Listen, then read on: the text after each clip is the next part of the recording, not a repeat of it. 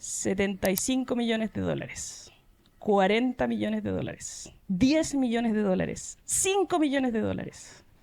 Son algunas de las cifras que los panelistas manejan en términos del e-commerce. Existe este mito maravilloso de si las empresas grandes, las corporativas, sufren los mismos dolores que sufrimos en una empresa más pequeña.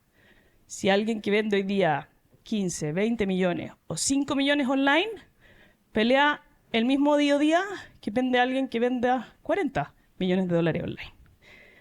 Más recursos, más presupuestos de marketing, tienen más cosas. Son los típicos comentarios que se escuchan porque, obvio, son Nestlé. Pero tienen más desafíos. Tienen que llegar a más ventas.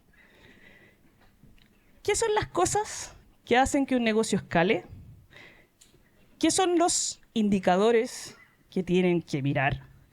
¿Y qué son las cosas que han probado que no funcionan? Son parte de los temas que vamos a conversar hoy día. Y a la primera que va a llamar a la mesa está de cumpleaños. Así que les pido que por favor le hagan un tremendo aplauso. Ella es... Voy a dar el currículum solo para que se entienda el nivel de panelistas que hoy día tenemos. 10 años de experiencia en consumo masivo. Deportista de pasada. Equitadora. Campeona nacional. Y hartos títulos más. Pasó por Nestlé. Pasó por Red Bull. Y hoy día está en un negocio desafiante. Porque el mundo de las pilas, el mundo de las baterías está cada vez más cuestionado.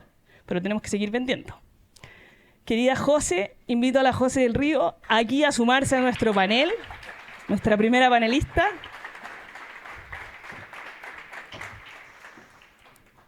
Donde quieras, por favor. Dice así. Vinos, licores. Viña Santa Rita. Una de las marcas más conocidas a nivel nacional en licores, pero que no tenía e-commerce. De eso nos pasamos al mundo de la farmacia. Salud y belleza. Preunic. Como si fuera poco, se aburrió. Y se fue a otro mundo totalmente distinto. O sea, imagínense, alimentos y bebidas, salud y belleza, y ahora me paso a la moda, con los zapatos en Quantum Gazelle. Tuto, otro experto con más de 10 años, especialista en e-commerce. Ha trabajado con todas las plataformas que existen. Y por algo están de Shopify. Tuto querido Cristóbal Mardones, por favor, bienvenido a este escenario. El rey de los datos, el rey del P&L, que le encanta saber dónde pierden plata los negocios y por qué no le ponen foco. Y el último, lo menos importante. Empujó el primer e-commerce de Casa Idea, peleando contra todo el mundo que no le quería hacer caso.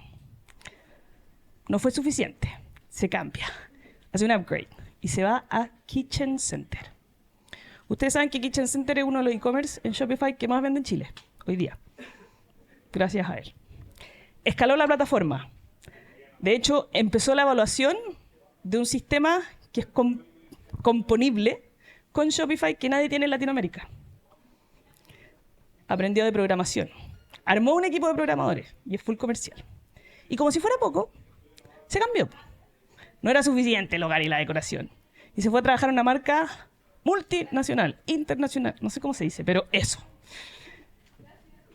El desafío del mundo, ¿cómo le vendo celulares? ¿Cómo le vendo telefonía? ¿Cómo le vendo tecnología a las nuevas generaciones? Se fue con un tremendo desafío a liderar el equipo digital de Samsung, llegando a vender varios palitos verdes. Otro fanático de los datos, otro fanático de las estadísticas y últimamente fanático de la inteligencia artificial. Querido Seba Brain, por favor, bienvenido a este panel.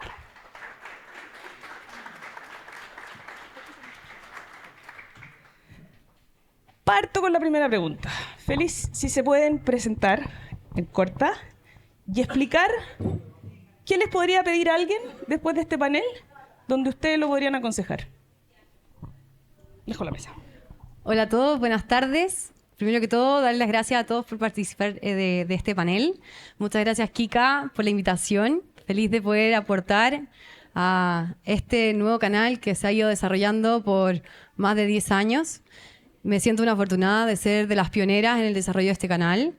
Y también agradezco a Nestlé que me dio esa oportunidad de poder comenzar con el desarrollo y empezar a hablar de e-commerce cuando hace 10 años nadie hablaba de e-commerce. Me presento, soy Josefina Río, trabajé desarrollando el canal e-commerce en Nestlé. Desarrollamos una plataforma que es Family and Friends, que se llama Despensa Contigo. Tuve el honor de partir creando esta plataforma desde cero, con todo lo que eso involucraba, a nivel de una empresa multinacional, líder de mercado en su categoría. Y luego me fui a tomar el gran desafío de ir a desarrollar el canal e-commerce en Red Bull. Red Bull, como bien saben, es una marca que lleva pocos años en la industria y logramos triplicar el negocio en 4 años en el canal e-commerce. Y ahora me llamaron a tomar el desafío de desarrollar el canal en e-commerce en Duracell, que ustedes dirían pilas online. Bueno, me he llevado mucha sorpresa. Así que lo que puedo aportarles a ustedes, dado la variedad de categorías que he trabajado en el negocio digital, bienvenido sea. Fantástico. Hola, buenas a todos. Muchas gracias por la participación, primero que todo. Y una vez introducción a lo mío, también llevo prácticamente 10 años trabajando en el mundo del e-commerce. Se olvidó, yo partí en moda. Partí en Corona vendiendo, Corona, se me había olvidado. vendiendo electrónica y teniendo uno de los primeros e-commerce después de Falabella con vestuario. Cáchate. Sí. Y después de Dafiti en realidad. Dafiti fue el primero. Es verdad. Después tuve la oportunidad de pasar de varias empresas para aprender una cantidad de tecnologías, burocracia. Que yo creo Burocracia, yo creo que esa es una tremenda palabra que categoriza a las tres. Entre más grande, más burocracia la compañía. Eso para mí. Y desafíos súper grandes. Yo siempre entré, el equipo e-commerce eran 2, una persona. Éramos chiquititos, éramos el patito feo ahí escondido en la esquina. Ahora, bueno, pandemia nos subió los réditos un poco y empezamos a hacer un poquito Gracias a la rockstar. pandemia todos valemos un poco más. Exactamente. O sea, yo siempre cuento, Preunic, yo entré justo antes de la pandemia, era un sitio web que vendía menos de 10 millones de pesos y en 3 semanas pasó a vender cercano a $500,000. Concha la lora. O sea, se quebró todo. De 10 a 500. De 10 a 500. O sea, saltaban tornillos por todas partes. Saltaban todos los tornillos, exactamente. Y bueno, en Guante y Gacel, volver a la moda, conocer al cliente, entender los gustos, preferencias, es algo súper complejo y entretenido a la vez. Ver los mapas de calor, ver cómo funcionan los sitios. Ahí apliqué mucho lo que, bueno, he hablado con la Kika hartas veces, de si entran tantas sesiones, cuántos clientes ven los productos, cuántos clientes agregan al carrito, cuántos empiezan a ingresar agregan un producto al carro y cuántos terminan convirtiendo. Y después están nuestros amigos de Data for Sales ahí que nos ayudan a reconvertirlos, que es un tema no menor. Y en ese sentido, cómo trabajar esa fase de datos, cómo darse o cómo conocer al cliente en el mundo digital y físico, que también no hay que dejarlo de lado, es muy, muy relevante. Bueno, grande tuto. Bueno, Sebastián Brain, como ya me presentó la Kika, Tienes que acercarte el micrófono, ¿sí? creo que el camino que yo hice es un poquito diferente al de los demás panelistas acá. Si bien yo tengo 15 años de experiencia, la gran mayoría de todos en retail, mi primer encuentro con el e-commerce fue como emprendedor. Partí armando mi propio e-commerce, por ahí por el 2016, en Australia. Y en ese minuto, después de una gran investigación autodidacta, que no había inteligencia artificial, entonces era efectivamente Era de verdad investigación profunda. leer y ver blogs, etcétera, llegué a la conclusión de que Shopify era la plataforma que tenía que usar. En 2016. No lo dije. Claro. Cuando volví a Chile, dije voy a emprender. Ese era como el sueño que tenía. a las 2 semanas me habían llamado de Casi Idea. Entonces no me asusté, no sé, entré. Y ahí, como dijo la Kika, estuve un tiempo peleando para poder sacar adelante el e-commerce que estaba listo. Había que firmar el contrato, estaba todo listo, pero de esto teníamos el botón de pago apagado, ¿sabes? Como borrado. Pero nunca lo quisieron lanzar, los dueños tenían una presión muy grande con su marca y que era súper válida. Y de ahí me invitaron a Kitchen Center, que creo que es una de las historias como más entretenidas y que para mí todavía es como un poco mi primer hijo. Porque cuando yo agarré Kitchen Center vendíamos menos de 5 millones de dólares al año. Y en resumen, porque quizás les puedo contar después, cuando yo me fui de Kitchen Center vendíamos cerca de 40 millones de dólares. De manera sostenida, digamos, sustentable. Y además convertimos al e-commerce a un marketplace. Y después, claro, me fui a Samsung, que desafío ya son otro tipo de ligas con harta burocracia y con hartas cosas entre medio y donde hay muchas cosas que contar, pero esas las dejo para la conversación. Voy a aprovechar la primera pregunta. Tú decís, paso de un Kitchen Center, lo hice crecer de 5 palos a 40, de ahí me paso a un Samsung, mucha burocracia. Y ahí hago la primera pregunta y digo, mi día a día, hola, me levanto en la mañana. ¿Qué es lo primero que miro? ¿Y cómo es un día a día? ¿Es distinto en un Kitchen Center que en un Samsung? ¿O un Casi Idea? Entendiendo que hablamos de e-commerce y... ¿Te muteaste?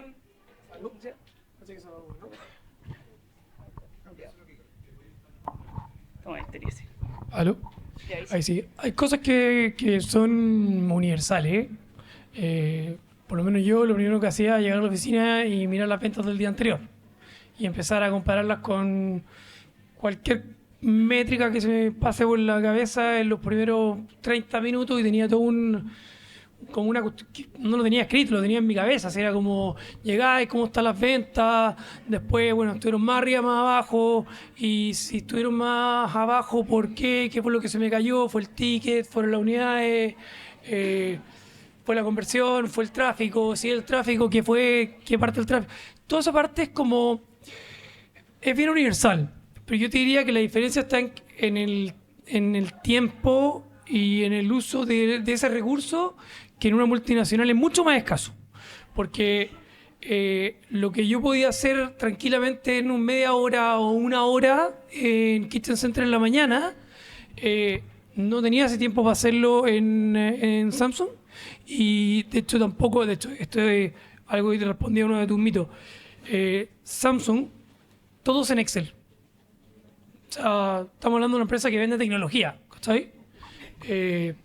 Está todo bloqueado porque tienen seguridad bancaria por los secretos y todos los robos corporativos, etcétera.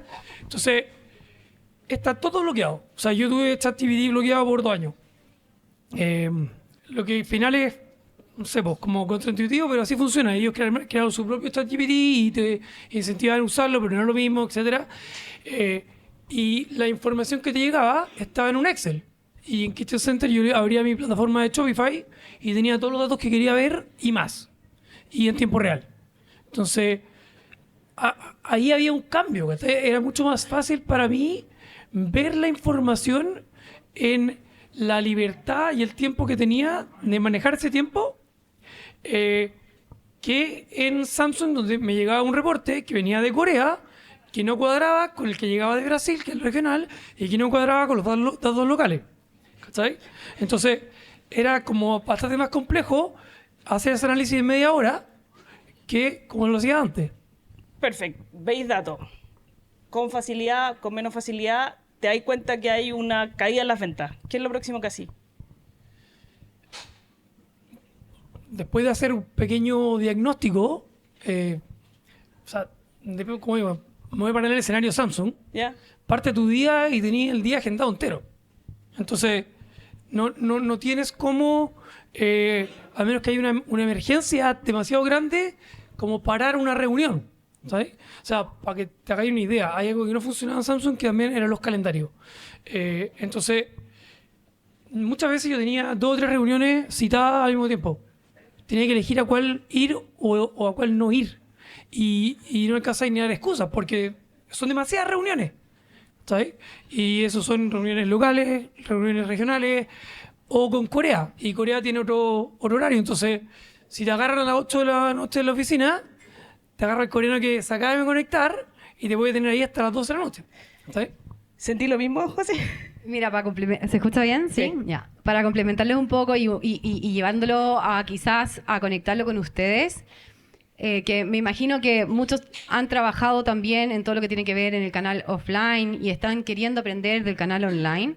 Finalmente, yo me describo como una emprendedora formato empleado, porque también siempre mi sueño fue emprender.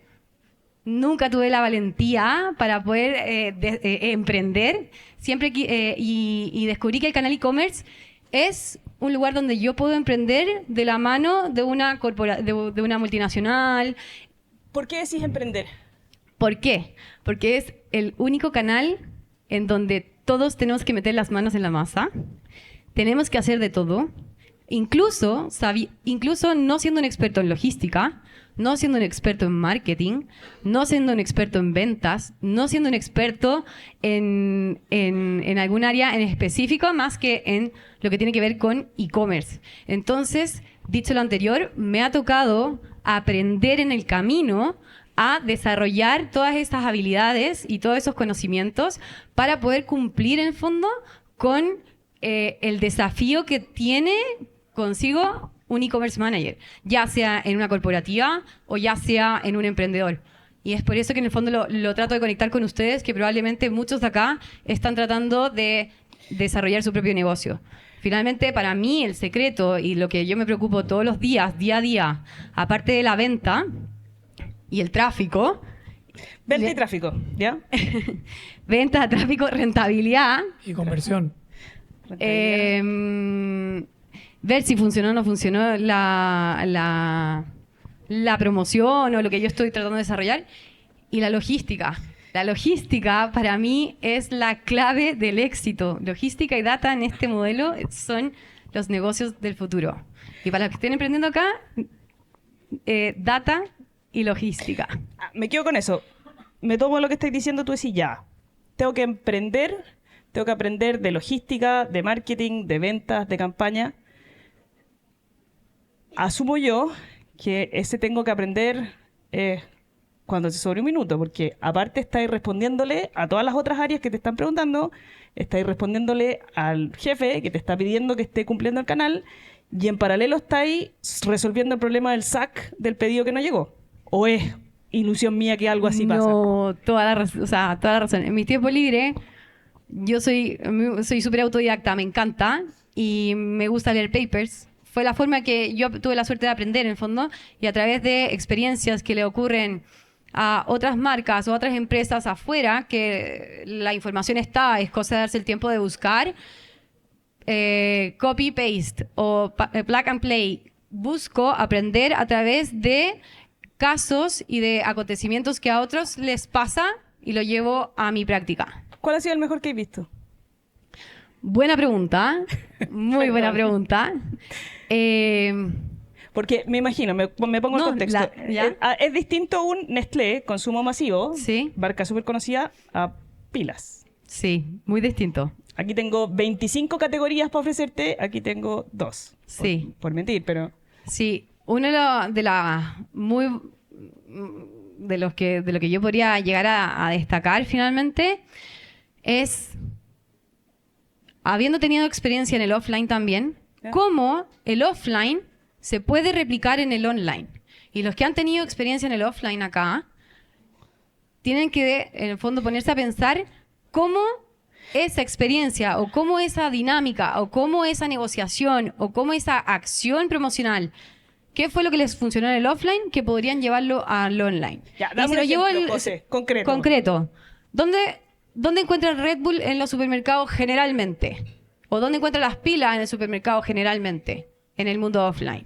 Muy probablemente la encuentran en el checkout, ¿cierto? La caja. En la caja, en el carrito. Sí, en el cuando voy carrito. llegando a... En el pasillo antes de pagar. Entonces dije, bueno, si está en el checkout en el offline, ¿por qué no en el online también? ¿Y por qué no también lo metemos dentro de la negociación comercial? Porque necesito tener más fuerza. Yo finalmente represento muy poquito en términos de venta, soy poco relevante para mi contraparte. ¿Cómo yo me apalanco, en el fondo, de alguien más grande y hago una alianza, que también eso es una palabra buena que podrías anotar? ¿Cómo yo hago un partnership identifico a la persona que me puede ayudar a acelerar esto y así ¿Quién fue el primero que te dijo que sí? yo misma? La verdad, yo misma. Me encontré con muchos no. Ah, mira. Es un canal que te dice muchos no. Parte con un no, principalmente por el desconocimiento, por la poca relevancia, por el poco foco. Pero ahí está la resiliencia y El la espíritu pasión y el emprendedor que uno lleva consigo mismo para poder sacar el negocio adelante. Y la verdad que lo vale. O sea, si tuviese que repetirlo, lo repetiría 1000 y una vez. Porque gusta. veo los resultados hoy día. Me gusta. Me tomo lo que dijiste. Tuto. Cristóbal, perdón. ¿Qué sentís tú que cambia en un día a día del mundo de la salud y la belleza versus el de la moda? ¿O es el mismo? Está muteado. Ahí sí. Y sí. Principalmente comparando Preunic con Con Guante y Gazelle, es la cantidad de producto. O sea, yo lo que tenía más problema era en tener toda la colección arriba. Como tener un supermercado prácticamente. Un Preunic, si no me equivoco, tenía 12.000 a 16.000 productos activos en promedio. Guante y Gazelle, entre las dos marcas hacíamos 1.000. Entonces, no era algo relevante. Para mí, en Preunic, lo primero que veía, oye, ¿cuántos productos?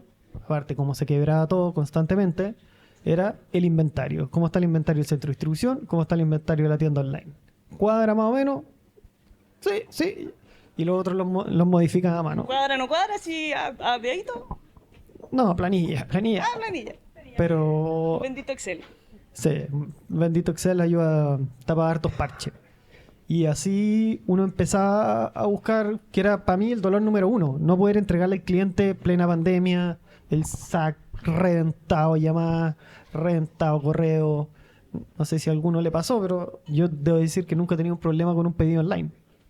Creo que una vez no me llegó una leche, que compré 5 y me llegaron Pero a ti 4. como cliente. Como cliente. Pero haciéndote cargo el e-commerce, ¿te encargo la de problemas? 1.000.000 o sea, en Preunic debemos haber llegado a un momento, una tasa del 20% de los pedidos que no los podíamos entregar. ¿Cuánto debería ser ese tipo de problemas? Si yo miro mis números del negocio y digo, ya, tengo problemas con qué porcentaje de pedidos debiese ser. Por ejemplo, nosotros en Guante y Gazelle lográbamos entregar el 99% de los pedidos. Teníamos 1% con problemas. 99. ¿99 también? Es que la pregunta es ¿cuánto debiese ser? Sí. 0. 0. O sea, porque Debiese ser 0. tú en el e-commerce vendes dos cosas. Vendes productos y vendes un compromiso de entrega. Entonces, si yo quiero que ese cliente vuelva a comprarme, tengo que cumplir con ese compromiso que le hice al momento de entrar a mi tienda. 0 y era 0. No, claramente no. Pero porque hoy día, en el fondo, todavía hay una parte humana dentro de la logística que esperamos que en un futuro la tecnología nos pueda ayudar. Ya. Pero debiese ser 0, sí o sí. Debiese ser 0, la realidad se impone. A ver, La realidad al final es que tú tienes un indicador como el OTIF en logística, ¿Ya? que al final... ¿Cuál dijiste indicador? Sorry. OTIF. O TIF. OTIF. On time in full. Delivery in delivery, no me On acuerdo. time, on delivery full. Algo así. Básicamente, si llega a Pero tiempo, lo que básicamente, debería si llegar. llega en el tiempo que le llega. Y ese indicador se tiene que poner entre el 98 y el 99%. Y así es como se mueve cuando las cosas andan bien. Pero no siempre andan bien. Me tomo tú todo lo que dijiste. Llegamos a tener un problema del 20% de los pedidos. ¿Qué hiciste? ¿Cómo lo bajaste? ¿O renunciaste? Y chao, se acabó. Salí corriendo. No, Que les vaya toda súper la- bien. Suerte con el Todas las e-commerce. fichas siempre en inversión, en generación de ¿cómo se llama esto? De integraciones y empezar a dónde poner las fichas más que en la venta, porque se estaba vendiendo solo. Entonces no teníamos que invertir más en medios, traer más personas al sitio, estaban llegando solos. El tema era que teníamos que cumplir. Y eso es lo que nos dolió bastante. Y teníamos, bueno, como les comentaba, llegamos a tener el NPS negativo. Ay, qué Lo empezamos a levantar y ese era nuestro indicador. Oye, el NPS lo medimos diariamente, semanalmente, quincenalmente, mensualmente. Ya, pero- Y vamos buscando estrategias para arreglar eso. Dame Más una que- de esas, porque yo digo ya, filete, weón, que tengo NPS negativo, lo quiero positivo, obvio. 1, 2, 3, me persino, digo quiero positivo. Pero, ¿cómo hago para que sea positivo? Po? Que me pongo a revisar los pedidos, llamo a la señora y le digo, señora, ¿por qué no le llegó? Me pongo y me junto con el gallo de logística, le digo, oye, weón, perdón, oye, esto lo tenéis que solucionar. Me junto con el gerente de logística para que pegue un grito para abajo. ¿Qué es lo primero que hago? Bueno, primero fue limpiar el inventario sucio que tenía el centro de distribución, las tiendas, hacer un control de gestión ahí brutal. Bueno, eso nos ayudó mucho el click and collect en tienda, que era con el inventario de la tienda. Estaba preparado para entregarse de 2 a 4 horas. Y cada vez que saltaba la alerta, oye, no puedo preparar este pedido porque me falta el labial rojo 25. ¿Cómo te manejáis los términos? Me faltan la... Perdón. Y llegaba el equipo al día siguiente oye, pero si aquí dice que hay 100. ¿Dónde están los 99 que dijiste que no? Porque había uno que faltaba. Y empezaban a ver, oye, ya. Y las tiendas nos detestaban, obviamente, porque tenían que mandar a merma una cantidad de productos no menor. Pero así el servicio al cliente se empezó a tener menos problemas. Ya los problemas eran cuando llega mi pedido, eran problemas que eran más solucionables, no de que estamos entregando mal. O sea, que era como la piedra en el zapato más grande que teníamos. Después el inventario, no sé, se cargaba porque si no el sitio no lo aguantaba. Cada 3-4 horas lo empezamos a cargar cada 25 minutos. Empezamos a tomar todas las medidas que nos permitían solucionar problemas particulares, porque que también pasa, el gerente general de la compañía quería despachar en 90 minutos, porque Corner Shop lo hacía. Yo creo que eso es los que llevan un poquito más de tiempo, todos quieren, no, es que el despacho express. Pero Entrampamientos de Casidea. Cuando Mauricio, que en paz descanse, me dijo, la única forma que te apruebe este proyecto es que sea igual a Corner Shop. Estamos hablando del 2018. ¿Sí? No. Súper fácil. Súper fácil.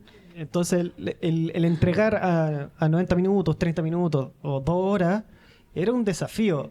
Primero en pandemia, intentar conectarse, que ahora ya uno está más acostumbrado a tener reuniones virtuales, el compadre TI que podía hacer esto y esto, otro. Aparte todo el desarrollo de nosotros en el interno, nosotros en Preunic éramos el patito feo de Salcobrand, o sea, Salcobrand tenía el 99% de los recursos y nosotros el 1%, no era tan así, pero así yo iba a llorarle al pobre gerente de TI que era corporativo. Te voy a contar algo entretenido del NPS.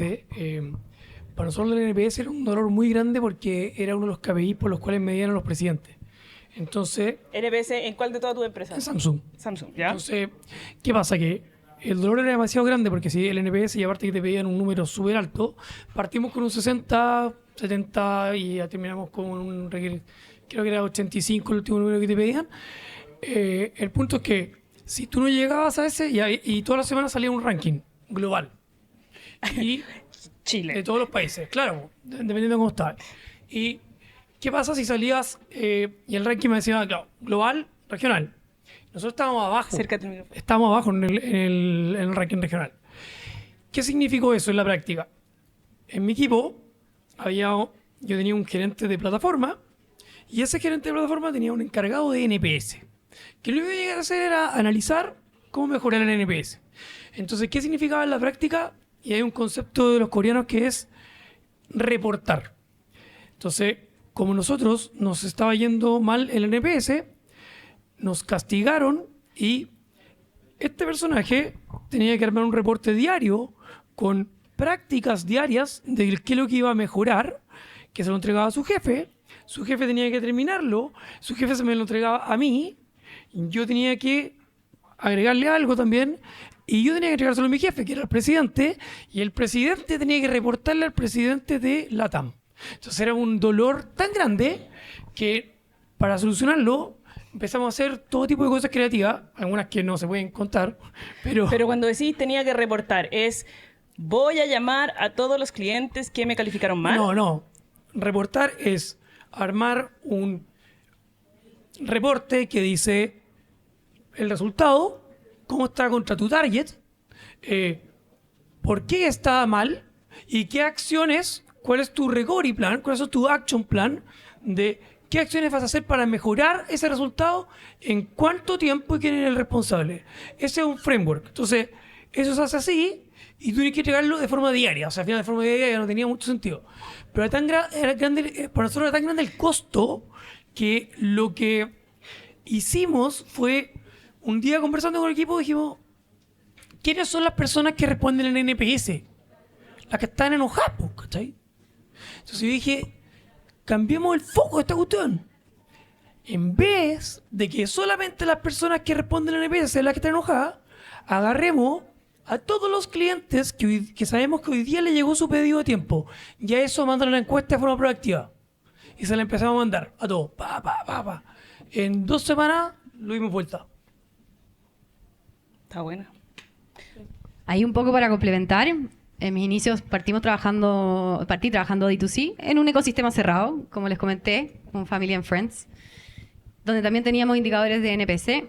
Y ahí lo que nosotros hacíamos era tratar de identificar qué era lo que más se repetía y poder identificar la causa o el origen donde se estaba generando ese problema.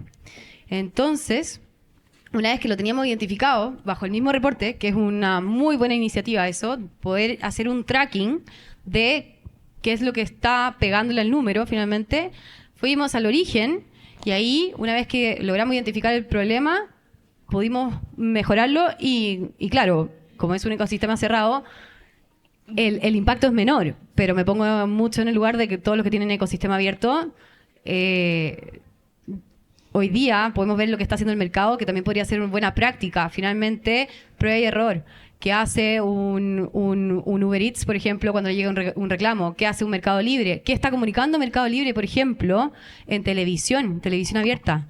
Compra, y si no te gusta tu compra, te devolvemos el dinero. O sea, corta y fome. En el fondo, y acá, para resumir un poco, perder un shopper online es infinitamente más costoso que perder un shopper offline. ¿Por qué? Porque recuperar un shopper online, estoy jugando con la confianza de ese consumidor. Al ser un canal intangible, ¿qué es lo que pasa? Tengo una brecha enorme entre mi consumidor y mi shopper, finalmente, que no necesariamente son los mismos, y mi producto. Entonces, yo como marca prometí un producto, prometí una entrega, prometí una experiencia de compra. Y se lo ejemplifico de otra manera. Si ustedes van a un restaurante y en el restaurante lo pasan mal, porque la similitud entre un restaurante y un e-commerce es la experiencia que vende, si lo pasan mal probablemente no van a volver. Entonces, recuperar ese shopper o a esa persona que fue al restaurante y no va a volver más es muchísimo más costoso. Muchísimo más costoso. Estás hablando de Chopper y esa es una muy clásica concepto de Nestlé. Sí. Dijiste, lanzo despensa contigo. Family and Friends, después se abre al mercado. No se ha abierto. No se ha abierto. Pero vende palitos. Sí. Me paso a Duracell o Red Bull, elige la que queráis. Sí. Que vende más o menos palitos.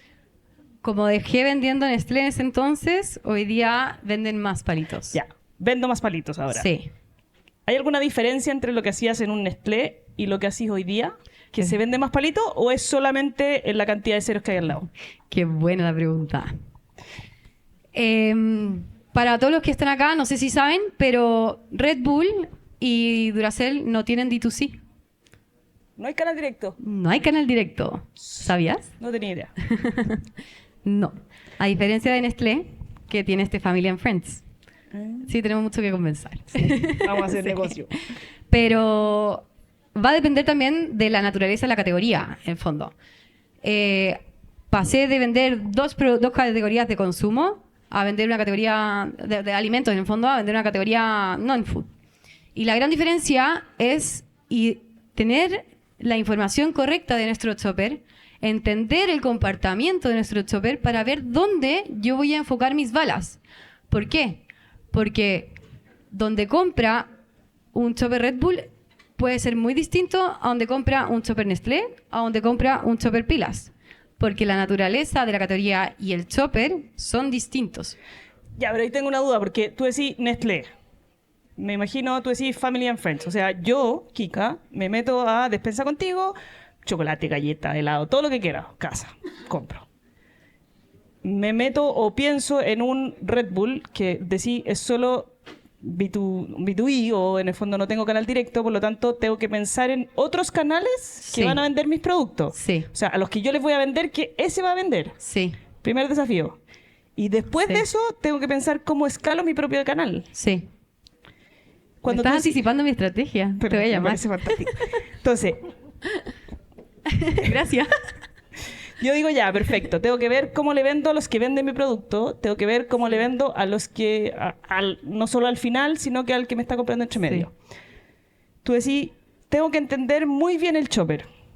¿Qué es lo primero que miro? Primero que todo, ¿dónde voy a poner el producto para la venta? ¿Ya?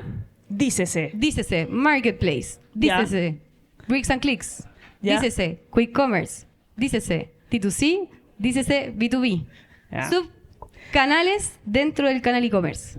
Cumplen roles distintos, propuestas de valores distintas. Espérame. Soy shopper. Digo ya, voy a vender en Marketplace. ¿Significa que otro va a ser mi marca o yo voy a poner puro branding y tengo que ver cuánto quiero invertir en ese Marketplace? Esa es otro café. Pero en términos de la estrategia de Marketplace, por ejemplo, Mercado Libre, ¿qué es lo más fuerte que tiene desarrollado Mercado Libre? ¿Es bebidas? Probablemente no. ¿Es tecnología? Probablemente sí. ¿Es moda? Probablemente sí.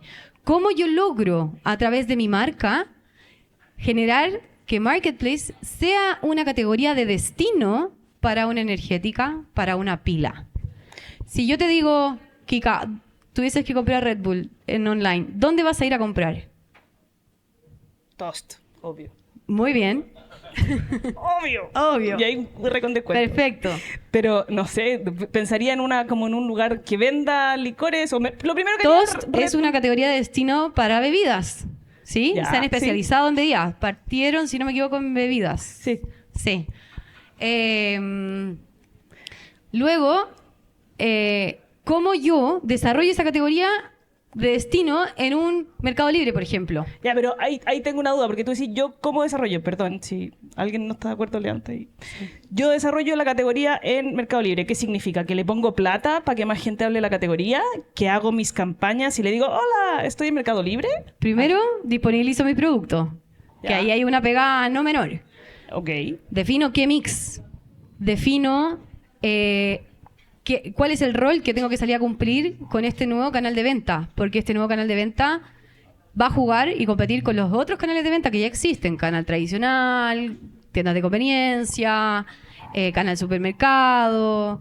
¿Pero ahí le ponía un descuento distinto en un marketplace que le ponía en un supermercado para que se venda más? ¿O Es parte también del desarrollo de la estrategia en términos de pricing. la José me va a matar? Que estoy No, está sacando perfecto. todo. ¿Y qué rol? O sea, si yo no le doy un rol a este nuevo canal, probablemente no voy a lograr llegar a impactar a mi shopper. ¿Y cuál es el rol que tengo que salir a cumplir como para generar esta categoría de destino? Sabemos que los factores más importantes en la variable compra, aparte de la experiencia y del despacho gratis, porque hay estudios sobre esto en fondo, es el precio. Entonces, ¿cómo yo trato de generar una estrategia que me permita ir a destrabar esta categoría de destino dentro de un lugar donde se suele comprar tecnología y ropa hoy día, y otros productos, belleza también, etcétera, que están mucho más fuertes que todo lo que tiene que ver con supermercados? Y finalmente, Supermercado Libre lo que está tratando de empujar es ser un supermercado online, y es lo que, en el fondo, el camino que es parte de su estrategia. Cómo yo a Mercado Libre o cómo yo a los distintos marketplaces los ayudo a desarrollar la estrategia de desarrollo de supermercado. Vamos a cambiar de tema para poder Sí. ejemplificarlo con otra categoría. Tuto. La José dice, yo tengo que ver cómo es la estrategia y ver dónde está el chopper. Asumo, por categoría Nestlé, y te lo pregunto a ti con calzado, que guante Gazelle la comparo. Digo, Nestlé, Corporativa Mundial, nivel Perfecto. Dios, guante Gazelle. ¿Son la misma cantidad de recursos? ¿Tenía acceso a esos estudios? ¿O tú tenés que ir a internet y decir cómo cresta las mujeres compran zapatos? ¿Cómo los tengo que poner?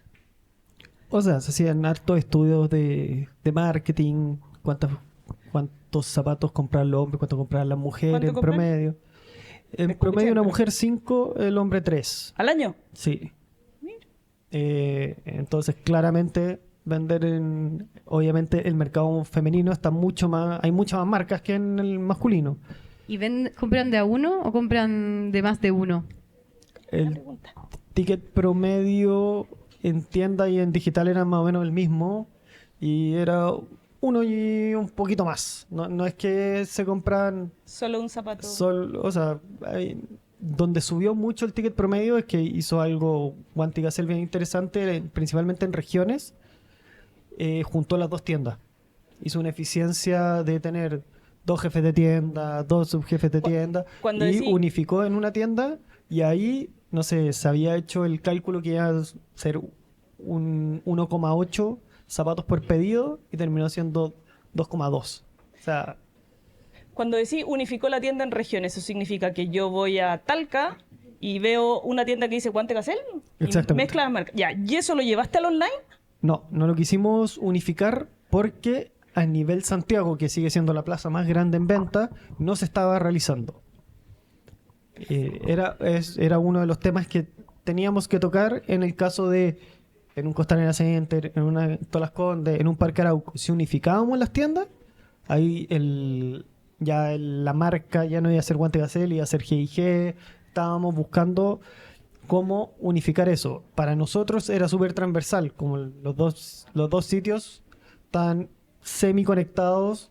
Si queríamos subir los productos de Guante a Gazelle nos demorábamos, no sé, 3 días, que al final era que pasaran procesos batch que eran ¿Cachai? de un Que día para otro. Decís 3 días y 3 días escaleta.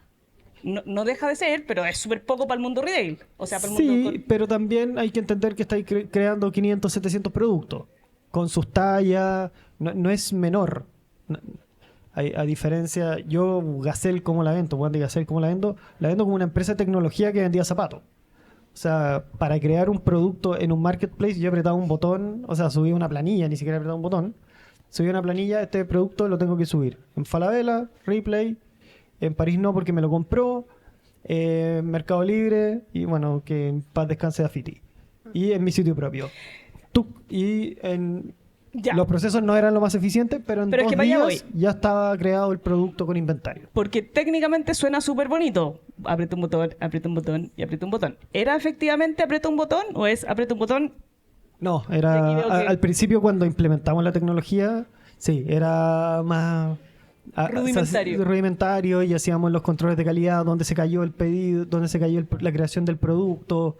No sé, nos pasaba mucho con el color tabaco y el color whisky en los zapatos, que en los marketplaces no los permiten, excepto que esté en la categoría de licores y No se me había ocurrido. sí, era Cacho. una tontera, pero Obvio. sí, pues, obviamente estáis creando 1000 productos, estáis mandando a crear 1000 productos, se te olvidan esos pequeños detalles. Entonces después, después de 2-3 temporadas teniendo el mismo problema, oye, ¿sabéis qué? En un estilo de multivende que teníamos internamente, oye, todos los que son tabaco, por favor, modifícale el nombre a café claro, café oscuro. Y así empezáis a tener menos problemas, pero eso era el 1% de la colección, entonces no era el problema. ¿Qué era un problema? ¿Qué era para ti? ¿Qué consideráis un problema de los que te tuviste que hacer cargo y que hoy día estás orgulloso de que se resolvió? O sea, tenía 2 problemas muy importantes. Uno, que no lo pude solucionar, que fue la migración de la plataforma. Que trabajamos en un PrestaShop manoseado, o sea, necesitábamos a un ingeniero de la NASA para poder modificar o mover un pequeño botón.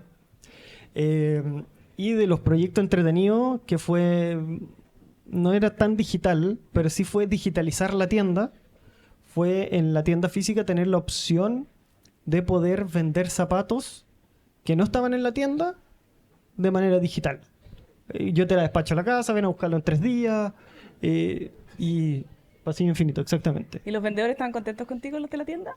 Están, o sea, cuando como partió, esto ya es un poco más de copucha, pero al principio, como no quería, la empresa no quería gastar tanto, decía, ya, el que prepara se lleva la mitad de la comisión, el que vende se lleva la mitad de la comisión. La cuestión no anda Ni para atrás. ni para atrás. Después dije, ¿por qué no probamos y le damos la misma comisión a los dos? Tampoco nos vamos a desangrar, pero sí vamos a empezar a llegar a las metas de venta como compañía. Y ahí la cuestión empezó a escalar, ya pesa el 6-7% en temporadas normales y en temporadas de liquidación o finales de temporada llega a pesar hasta un 12% en mujer. O sea, es una brutalidad de venta que uno pierde por... Es difícil hoy no encontrar el cereal, porque en el supermercado va a estar el cereal, pero no está la talla 37 en el zapato taco o en la sandalia con terraplén, es mucho más probable. Las tiendas cada vez son más chicas, cada vez las tallas de curvas son más reducidas, las compras son más reducidas para tener menos inventario. Entonces, es meterle un poco de tecnología a la tienda física nos ayudó mucho y también ahí obteníamos el dato del cliente, teníamos toda la información, dónde vivía la comuna, entonces podíamos atacarlo de una manera diferente para reconvertirlo en el digital. Y prácticamente el 75% de los clientes que no habían comprado por pasillo infinito terminaban comprando en el digital, que era un 75. número brutal. Por lo menos una vez. Voy a ir empezando a cerrar porque obvio que se me pasó el tiempo. Seba, tú eres el rey de las automatizaciones, inteligencia artificial. Hoy día estás obsesionado con GPT, yo también.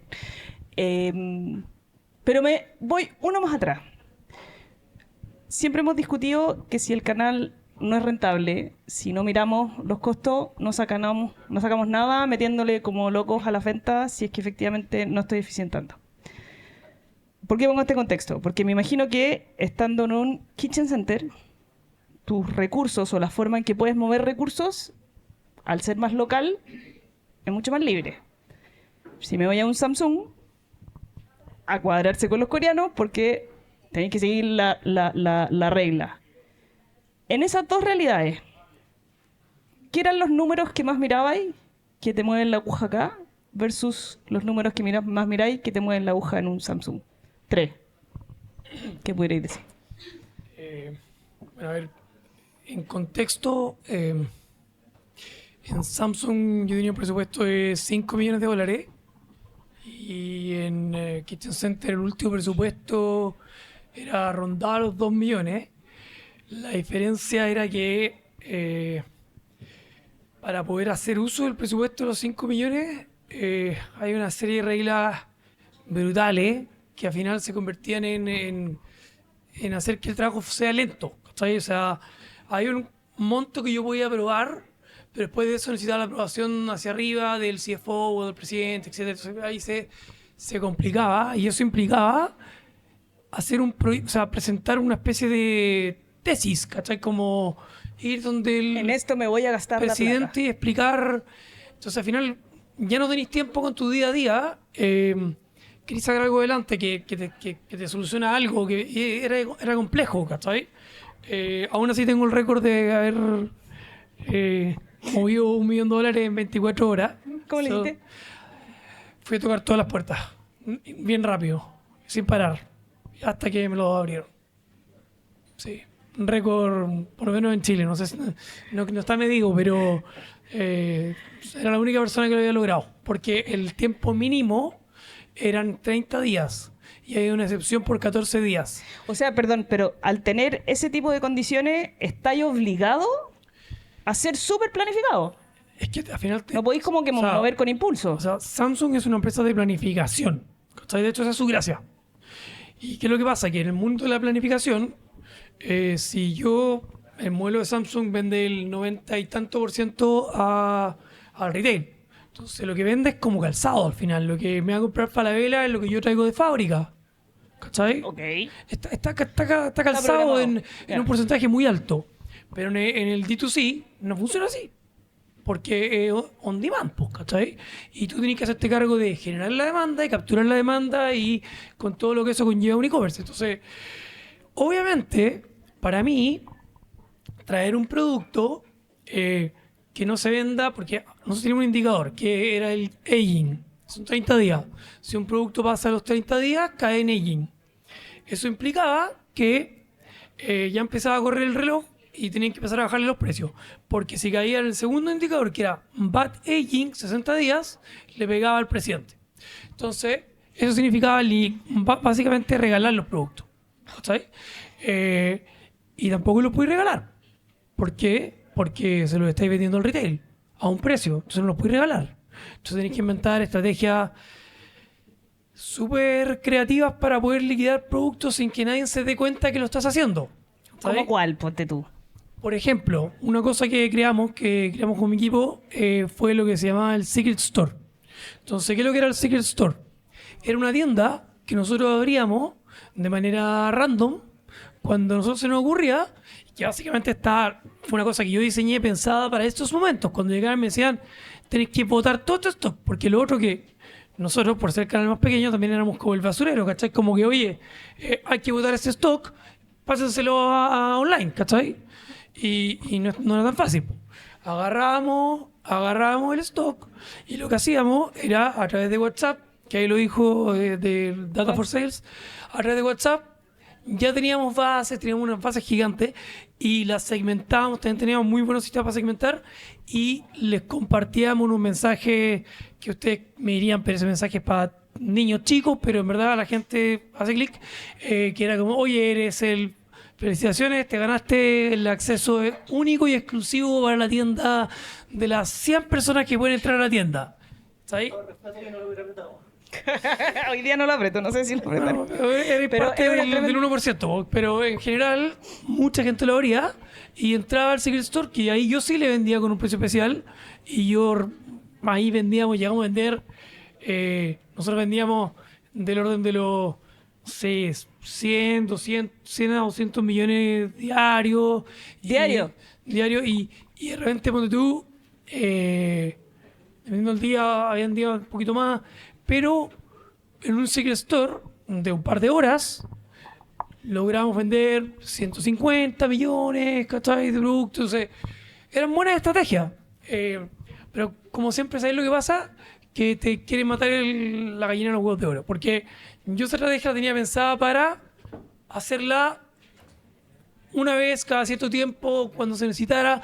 Porque lo que yo me di cuenta hace muchos años atrás en el e-commerce es que uno tenía muy pocas palancas que mover. Muy pocas herramientas. Hoy día hay muchas más, obviamente. Antes no había WhatsApp, antes no había... Entonces, en algún momento yo dije, necesito construir herramientas para cuando yo haga mi análisis en la mañana, mi diagnóstico, y diga cómo voy, si es que voy bien o voy mal, ¿qué hago para subir el tráfico? ¿Qué hago para subir la conversión? ¿Qué hago para subir el ticket promedio? Etcétera. Y ahí es donde yo empecé a construir una serie de herramientas y una estrategia similar que armamos en Kitchen Center hace años atrás, era lo que se llamaba las Kitchen Box. Que no sé si alguien de acá las vio, qué sé yo, pero esa también fue una idea que se nos ocurrió a nosotros. Y al final lo que hacíamos era decir, yo te vendo una caja que vale 70 lucas, pero adentro el valor es 150. ¿Sabes? Pero yo no te voy a decir lo que trae. Y la caja se va a abrir hoy día jueves a las 12 de la noche o a las 11:59 hasta que se acabe el stock. ¿Sabes? Y hay stock por, no sé, 20 unidades. ¿Sabes? Y partió así. Y claro, la primera, estuve de acuerdo. Mientras se mantenga con esa escasez, mientras se mantenga con esa... La primera vez, o sea, el primer día, al día siguiente se acabó recién el stock. Al tercer día se acabó en un par de minutos. Pero al segundo día. Y al tercer día, porque hicimos un cyber, al tercer día se cayó el checkout. Se cayó el checkout. Se cayó el checkout porque tenían, ponte tú, 50 unidades y entraron 5.000 personas. 300 pedidos. Pero entonces los 300 pedidos entraron al mismo tiempo. ¿Cachai? Y todavía no teníamos Shopify. Al año siguiente eso tuvimos Shopify. Se cayó el checkout y teníamos un desastre porque teníamos 300 pedidos como pagados y 50 productos. Bueno, y ahí mi jefe se le ocurrió la brillante idea de decirme, oye, ¿y por qué no rentabilizamos esta cuestión? Porque yo lo comencé como una estrategia para generar tráfico. Porque cuando yo entré a Kitchen Center nadie conocía kitchencenter.cl, ¿cachai? Y bueno, armamos las cajas, cambiamos las cuestiones y generamos rentabilidad. Y ya no eran 20, 30, 50 productos, sino que habían 1000. Entonces yo en un día llegué a vender, no sé, 100 palos, ¿cachai? De caja, secreta. Una locura. Qué lindo Sí, negocio. como que se me olvidó tu pregunta inicial, Kika, pero bueno. No, pero no te preocupes, porque te parece ya más que respondía. Pero al final como que son estrategias que uno va inventando para ser creativo. Pero yo me quedo con esa parte que es... A mí hace muy tempranamente me di cuenta que necesitaba tener herramientas que no habían. Hasta hoy día hay mucho más. Está la personalización, está el WhatsApp, hay la segmentación avanzada ha cambiado mucho, el performance marketing ha cambiado mucho, está todo más avanzado hoy día con inteligencia artificial, también es más fácil, la información está ahí a la mano también. Es más accesible, obviamente, pero antes no era así. Entonces había que crear estas herramientas. Entonces yo lo que me propuse a mí mismo era crear un set de herramientas que era mi arsenal de guerra, ¿cachai? ¿Qué hago? Que al final es un poco de lo mismo que es growth marketing al final. Ensayo y error, ¿cachai? Para ir probando miles de cosas y después tú tenías tu notado y después dices, bueno, cuando se te cae el cyber, no sé, el tráfico en tal motivo, tal cosa, yo ya sé que puedo activar esto, ¿cachai? Cosas así. Y así yo tenía mi arsenal, que lo fui perfeccionando durante años y fui aplicándolo. Y eso sí funciona independiente del tamaño del negocio. Y ahí, para mí, una enseñanza mía, que es una visión personal, yo no soy romántico con los productos. Para mí es lo mismo vender, que no es lo mismo, obviamente, hay ciertas aristas, pero es bien poco relevante si el producto es un celular o si es un jabón, ¿sabes? Porque son datos. Y al final tú miras el dato y según lo que te digan los datos, cambias o mueves la estrategia. ¿Cachai? La data mata la guata, dicen por ahí. Lo voy a hacer con los ojos cerrados, a eso voy, mirando solamente los datos. Oye, se me pasó el tiempo para variar. Con esto cerramos y abrimos y damos pie para las preguntas. 3 indicadores, no lo expliquen por favor porque si no me van a matar en verdad. 3 indicadores que no pueden no mirar del e-commerce. José. Rentabilidad. Rentabilidad. ¿Qué es para ti la rentabilidad? Solo cortito. ¿Cómo lo medí? Me contradigo. No, lo vamos a dejar para después. Ya. Rentabilidad. Rentabilidad. Ya. NPS. NPS. Y ventas. Ventas. ¿Tuto? Para mí es muy importante el margen, Margen. no regalar los productos. Ya. Para no repetir, el funnel de conversión completo. Funnel de conversión, o sea, el que entra al sitio, no voy a explicar, perdón. Entra al sitio, mira producto, echa el carro, checkout, compro. Que termina ahí la conversión. Uno generalmente mira la conversión, estoy en 1, estoy en el 2, ya estoy en mercado, estoy en el 4, me está yendo súper bien. Pero eso significa que el 96% de las personas se está yendo. Y el otro dato que a mí me gusta mucho mirar es el tema de la promesa de entrega. ¿Cuántos pedidos se entregaron en tiempo y forma? La OTIF. OTIF. Ya. Seba, 3. Sí, no, yo tengo una opinión distinta, porque lo que ustedes dijeron son de negocio, tú preguntáis de e-commerce, y son 3. ¿Ya? Tráfico, conversión, ticket promedio. El e-commerce se basa en esos 3. Tráfico, Conversión, ticket promedio. Ticket El promedio. e-commerce son esos 3 KPI y nada más. Para de ti. ahí, no, es así. Sorry que lo diga así, pero es así. Para ti. De ahí se Vamos a abren. discutir después. De ahí Ya. se abren. De ahí Ya, se abren. ya. Después se se abren, pero desglosa tú- en Tus 3 indicadores que tú miras son esos y después de Tráfico, eso tú los abres. conversión, ticket promedio. ¿Sabes? hay una ecuación Ya. de O sea, te voy a dar un la ejemplo. fórmula de e-commerce que en el fondo habla de esos Es- conceptos es y la así. bajada en el fondo son esos No hay nada más. O sea, al final tú llegas y lo que tienes que mirar en la mañana es cómo está tu tráfico, tu conversión, tu ticket promedio. Nada más. Y de ahí tú lo abres. ¿Por qué? Dices, oye, ¿sabes qué? ¿Cómo está mi tráfico versus mi plano, mi estimación? O mi tendencia anterior. Está más abajo. Y ahí va a ir por qué. Y lo abrí. Está en el pagado, en el orgánico, en el directo, en un media, que puede ser tu email marketing, etcétera. Ahí vais abriendo, ¿cachai? Abrí el email marketing, en los envíos masivos, en las personalizaciones, etcétera. Pero esos son tus 3 indicadores. Esos son clave. Me parece extraordinario. Les pido por favor un aplauso a estos tremendos speakers.